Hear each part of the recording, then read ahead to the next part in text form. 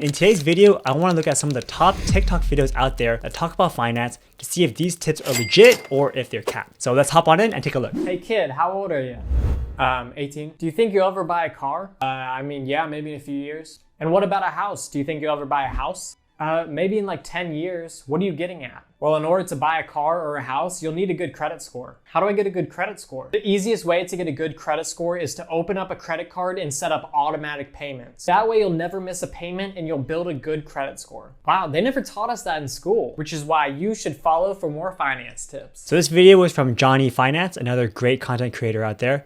And the whole premise is that you do need to have a good credit score for many things in your adult life. We buy tons of real estate, and one of the most important parts about buying a piece of property is being able to get a loan for it. And of course, most lenders will not give you a loan if you have a low credit score. So what his tip is saying is, if you are just making your automatic payments, using credit cards effectively and efficiently, you're going to be able to build up a good score over time that will let you qualify for all these loans. And some people might not know this, but having a good credit score also affects how much you're going to pay for insurance. It might even be a deciding factor when an employer decides to look at you to hire you. Some people who have really low credit scores may be seen as less trustworthy. So another cool tip is you can put your kids on your credit card as an authorized user. Don't actually give them the credit card, but having them be an authorized user, they can start building their credit history over time just by having your credit card associated with them as well. So my $1 million is safe in your bank, right? Yeah. But if you guys go bankrupt, I'll only get 25% of that back? Yep.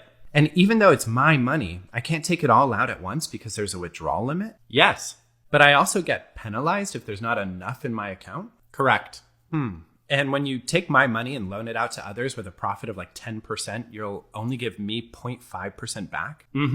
Yeah, okay, that makes sense. Here's my money. So this is a pretty funny scenario of how the banking system works by Carey Peter Green. So at first he says he has $1 million in the bank. $1 million is... Okay, cool. Then he says, but it's only insured for 25% of it if they go bankrupt. So what he's talking about is the $250,000 FDIC insurance. FDIC stands for the Federal Deposit Insurance Corporation. And this was basically created because back in the 1920s, the FDIC didn't really exist. So when the big crash happened in 1929, everyone was withdrawing their monies from the banks because they knew that if the banks went down, then all of their savings would evaporate. So the FDIC is there to say, okay, no matter what happens to this bank, even if they go under, your money is insured up to $250,000.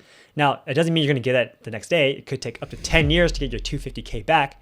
But yes, most federal institutions are insured to up to $250,000. Even though it's my money, I can't take it all out at once because there's a withdrawal limit? There is a withdrawal limit. So some banks do have a withdrawal limit, again, because most of that money is actually being lent out. That's actually how banks make a profit. They take your money and they give you 0.1% of interest on that every single year, and they lend that same money to someone else for 4% to 10%, depending on what kind of loan it is. I also get penalized if there's not enough in my account? Correct. Okay, so the next thing he's saying is that he gets penalized if there's not enough money in the account. And again, that's true too. Banks usually have minimums, and if you go below the minimum, then they charge you. Something small, maybe $5 a month or $10 a month. And when you take my money and loan it out to others with a profit of like 10%, you'll only give me 0.5% back? Last point is how they can take money from you, give you 0.1 or 0.5% interest, and then lend it out to someone else for a much higher rate. Again, that's just how banks work. That's how they're able to employ everyone, and that's how they can keep your money safe. Yeah, okay, that makes sense. Hey, here's how you can write off your home expenses for your business. First, you take the total square footage of your home, and then take the total square footage of your home office, including any other space you use for your business. And then divide your total home office space by the total square footage of your home. Then take that percentage and multiply it by all of your home expenses, and you can take that amount as a tax deduction. So basically they're talking about how to take a home office deduction. And this video was done by Sherman, the CPA. So we do this all the time as well. We have a dedicated space only used for business purposes, and we can write off our expenses such as our utility bills and our interest payments from our taxes. Now again, there are a couple caveats here. So one, people have been working from home lately because of COVID, but you can only take this if you are running a business from your home. So if you're just working from home, you're still a salary W-2, then you probably can't take this office deduction. Second of all, you want to make sure that it makes sense to take a home office deduction, because let's say you don't have enough deductions. You can actually take something called the standard deduction. And I think for this year, 2022, the standard deduction is $12,900. So if all of your deduction combined is less than the $12,900 mark, then it's better to just take the standard deduction. All right, next one. If you have a mortgage, keep watching, because I'm going to show you how to cut your mortgage in half. If we were paying principal and interest, we'd be paying $1,900 per month. Now that figure stays the same for the whole 25 years of the loan. We're not going to do that. Because how much principal do you think you pay in the first 10 years? Zero, almost zero. All the principal is paid off at the end. We don't want to play that game. We're going to pay interest only. So therefore, it's going to be $1,400 per month. Now that extra $500, we're going to get an offset account and that money goes into here. Then what we do is get our wage. That goes in this. We put our wage in here. Then what we do is get a credit card.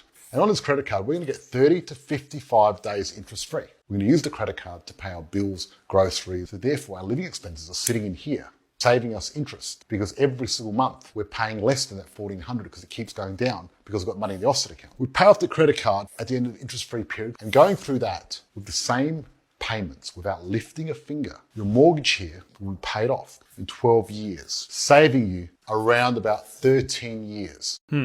So this one's pretty interesting because I think it's talking about a different loan type and maybe a loan from a different country. So first of all, in America, typically loans are in the 30-year or 15-year categories. So you get a 25-year loan here, and hearing his accent makes me think that this is from a different country. Also, most lenders don't give you the option of paying interest only. They want you to pay principal and interest. So you're actually paying off your loan over those 30 years. Now that extra $500, we're going to get an offset account, and that money goes into here. Then what we do is get our wage. That goes in this. We put our wage in here.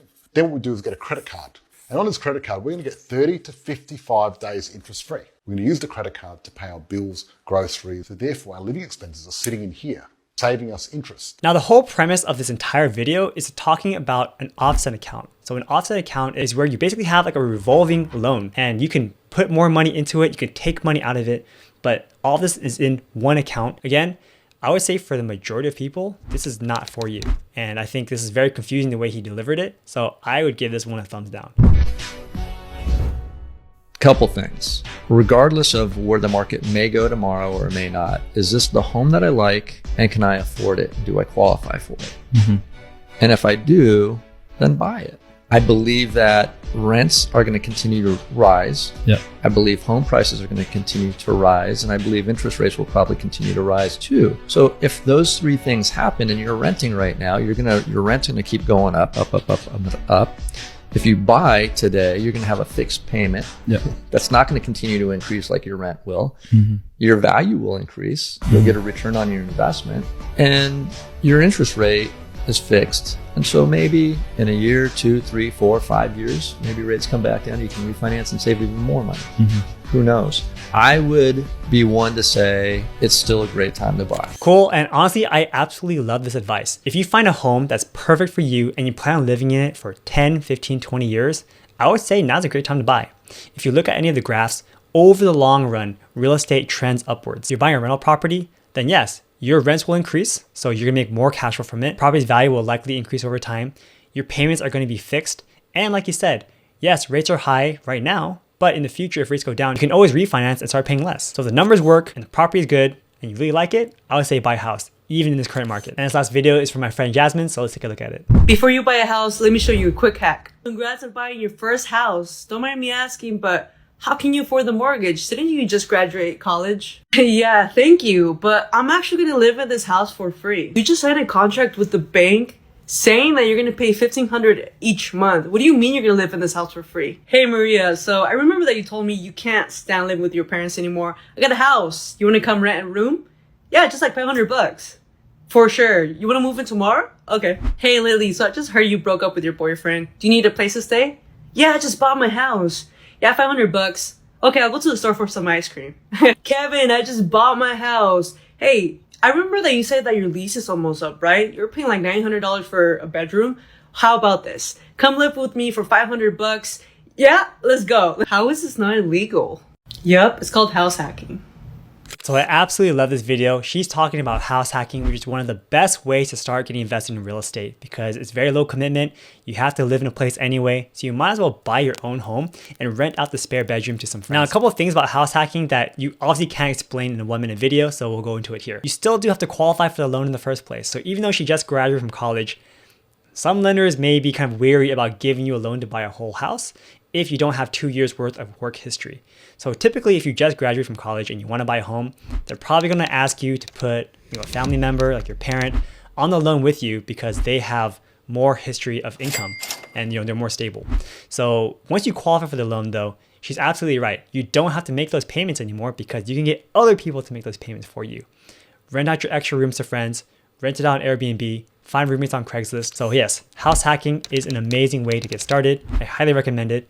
And yes, thank you, Jasmine, for making this video. So that was my reaction to several of the top finance content on TikTok. Let me know if you guys enjoyed it. Let me know what you guys thought was the best tip down in the comment section below. Thanks so much for watching, guys, and I'll see you next time. Take care.